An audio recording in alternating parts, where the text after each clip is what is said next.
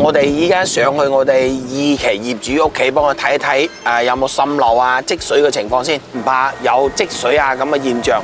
如果假如有積水呢，我哋就會嗌業主寄鎖匙或者嗌業主上嚟，甚至可以叫下物業幫手開下門都 OK 嘅。呢一個呢，就係華發無批網交標俾業主，係已經現有呢個功能噶啦，一眼就望到晒。Hello， 歡迎收睇二景至美麗家頻道，我係 Simon。今日咧就係9月2號，亦都係海拉颱風過後嘅第一日。咁咧，我今日朝頭早一起床咧，第一時間就問到各個區嘅嗰啲朋友仔啊，問有冇水浸啊，同埋今次嘅颱風影響力大唔大啊咁樣。但係基本上每個區域嘅朋友仔反映嘅情況咧，就今次海拉對中山嘅影響力咧都唔係好大嘅，同埋咧。有冇水浸啊咁樣？我自己咧就住喺石岐嘅，今日咧就喺石岐一路上咁樣幫業主咧檢查間屋有冇漏水啊，有冇滲漏嘅情況啊咁樣。喺石岐一路過嚟到三鄉華發官山水嘅路上咧，都冇見到有水浸啊、積水嘅情況嘅。但係你話至於路上有冇啲樹木坍塌啊、吹倒啊咁樣，咁多多少少都會有嘅，因為路邊嘅樹咧，佢種嘅時候咧，如果種得唔係好耐咧，佢個根啊生出嚟，個扎根地咧唔係好闊咧，佢多多少少都會有搖擺，所以佢會有冧低嘅正常嘅情況嘅。但係我哋都會見到好多嘅環衛工人咧，及時咁樣去將佢扶正啊，同埋清理路面嗰啲垃圾嘅，係呢一點咧，中山市政府係做得真係好好嘅，係啦。咁我哋依家咧就嚟到咗三鄉嘅華發官山水，我哋一齊嚟睇睇華發官山水今次嘅颱風影響力對官山水呢邊影響大唔大啦，同埋有冇咩其他嘅樹木坍塌啊、倒啊咁樣，我哋一齊去睇睇。好啦，咁我哋依家咧就嚟到咗官山水個內園入邊啦。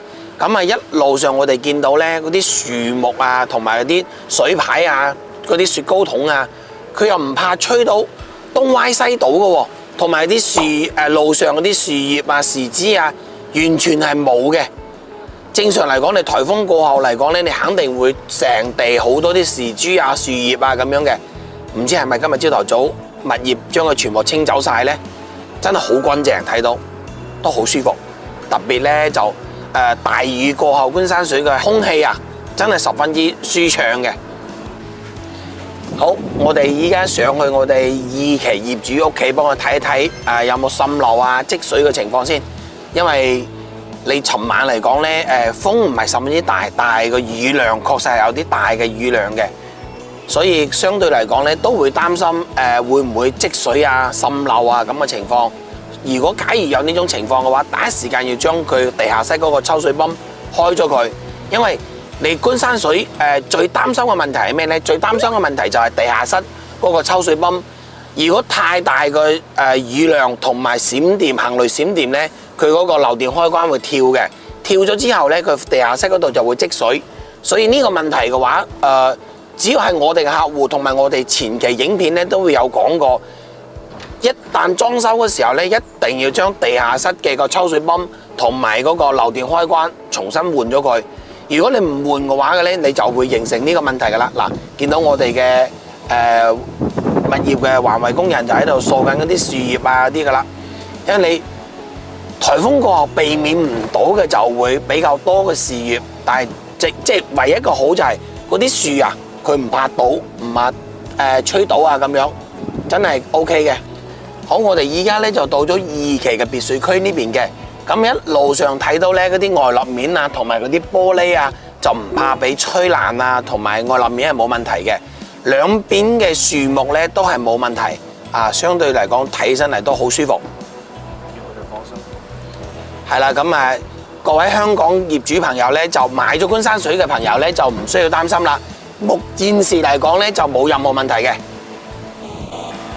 嗱，咁依家呢一間咧就係業主佢本人喺香港，佢鎖匙咧就冇交低俾我哋嘅，所以咧我哋只可以用我哋嘅無人機幫佢進入去睇下佢個地下室怕唔怕有積水啊咁嘅現象。如果假如有積水咧，我哋就會嗌業主寄鎖匙或者嗌業主上嚟，甚至可以叫下物業幫手開下門都 OK 嘅。係啦，因為我哋咧就工具比較齊全，我哋咧就完全可以幫業主檢查到呢啲積水嘅情況啦。屋企入邊好似冇嘢喎。嗯。但係就係呢度有少少。哦，即係都唔怕積水咯，呢個就唔係積水啦，因為佢未完全排走晒，少量嘅水。好啦，我哋嘅無人機已經係工作完畢啦。OK， 我哋就去下一間。好，咁我哋嚟睇睇呢一戶，因為呢一戶咧就係7月5號開始動工裝緊修嘅。現時嚟講咧就土建做好咗噶啦。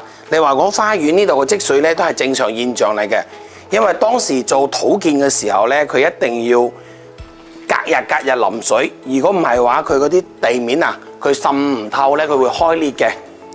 係，再入到嚟，因為佢已經係裝修工地，啱啱將嗰個土建嘅木架咧全部拆晒，所以現時嚟講會有少少亂嘅。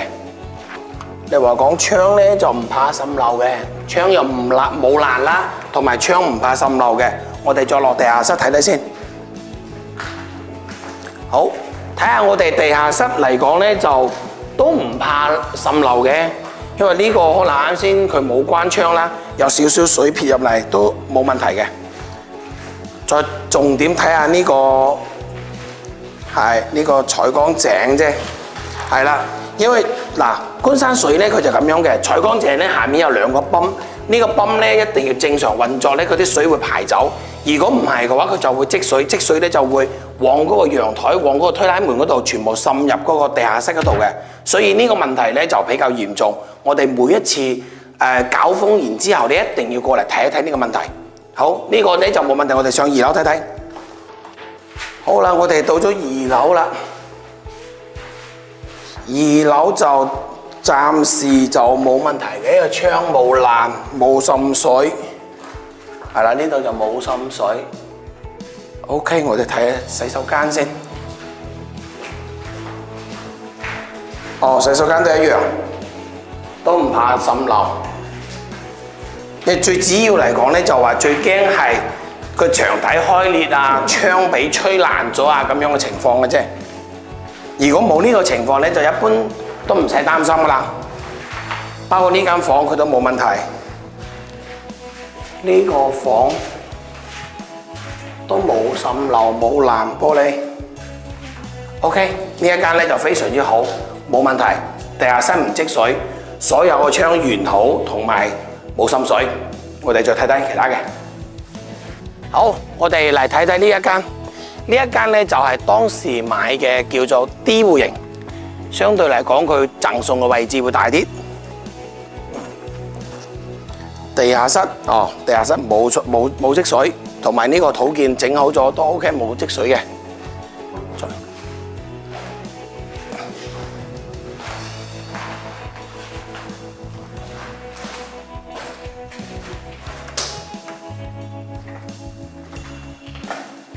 呢個應該係當時做個土建，佢試水嘅時候嘅。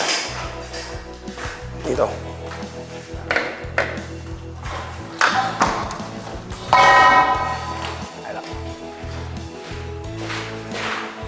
推拉窗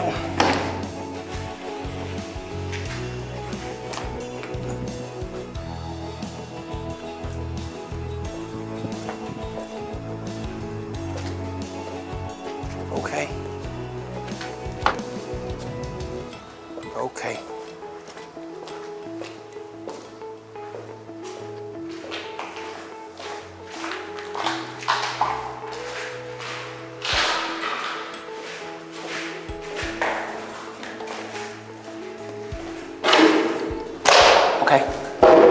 啱先呢個位置冇關好，又冇問題。呢度都冇問題，不過冇關好。哦，OK。最驚係搞打風啊，將嗰啲玻璃吹爛嘅啫。如果玻璃唔爛咧，同埋佢關好個窗咧，佢就唔怕有水滲入嚟嘅。全部都檢查好啦。好，呢個地下室就都好乾爽啊。就呢啲位置可能佢就冇關好個窗咧，就滲咗少少入嚟，其實都唔影響，只要係出面嗰度咧就唔怕積水就得啦。如果出面嗰度積水咧，佢就會經啲水全部蔓延到我哋地下室嘅。好 OK 啦，咁呢一戶就睇完啦。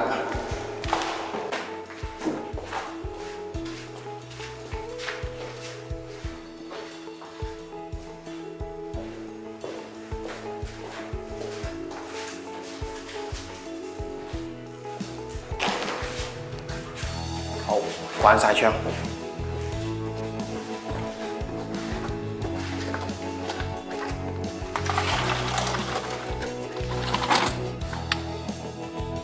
呢度冇關窗就撇咗少少水入嚟。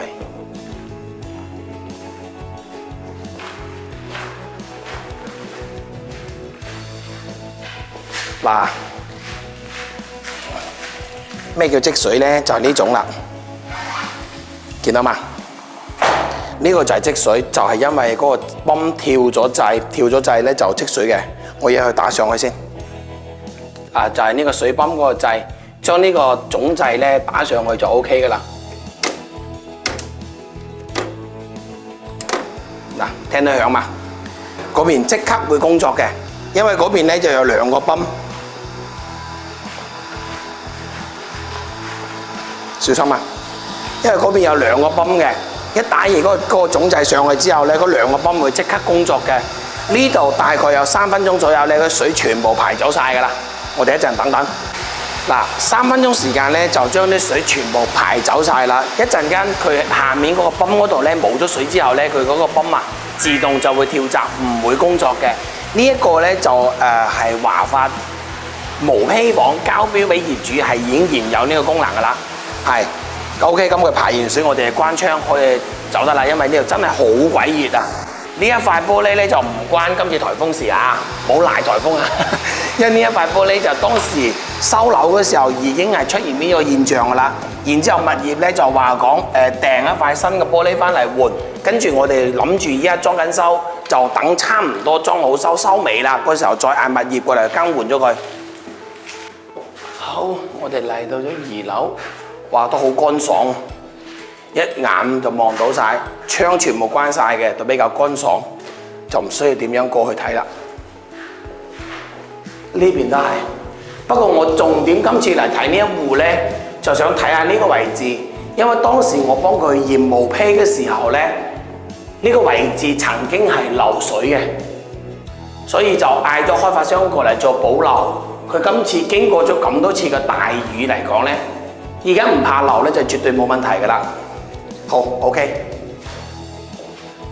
之後嘅觀山水咧就睇到呢度啦。今日咧點解會睇呢個觀山水咧？因為觀山水咧我就真係賣咗好多香港業主嘅，同埋咧香港好多業主亦都買咗呢個樓盤嘅。所以你話講颱風過後觀山水會唔會有問題啊？同埋咧內源嗰度會唔會話吹到好犀利啊咁樣？所以大家可以放心嘅。